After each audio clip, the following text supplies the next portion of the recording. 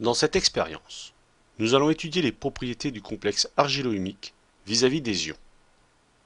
Pour cela, on va utiliser de l'argile qui est une terre riche en colloïdes, donc en complexe argilo-humique. Tout d'abord, on passe au mortier l'argile pour la réduire en poudre.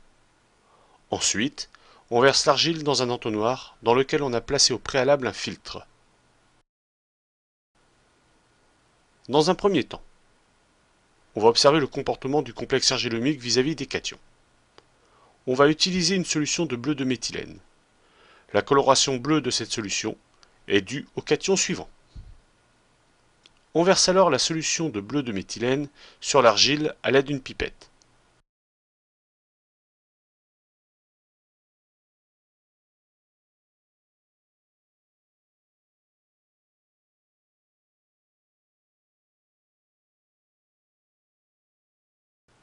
On observe à la sortie de l'entonnoir que la solution est incolore.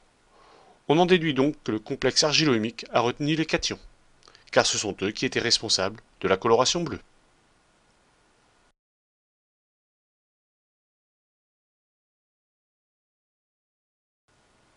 Dans un second temps, on va observer le comportement du complexe argilo-humique vis-à-vis des anions. On va utiliser une solution d'éosine. La coloration rouge de cette solution est due aux anions suivants. On dépose de l'argile dans un entonnoir, dans lequel on a placé au préalable un filtre. Ensuite, on verse la solution d'éosine sur l'argile à l'aide d'une pipette.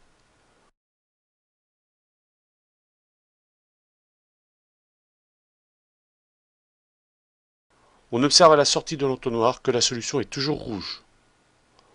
On en déduit donc que le complexe argilo-humique n'a pas retenu les anions, car ce sont eux qui étaient responsables de la coloration rouge. Au regard de la structure du complexe argilo-humique, il apparaît logique que celui-ci retienne les cations, mais pas les anions. En effet, le complexe argilo-humique qui est chargé négativement va échanger un cation tel que Ca2+, ou Mg2+, avec le cation du bleu de méthylène, d'où une solution incolore à la sortie de l'entonnoir. En échange, comme il est chargé négativement, il ne peut pas retenir les anions de l'éosine, et c'est pour cela qu'à la sortie de l'entonnoir, la solution est restée rouge.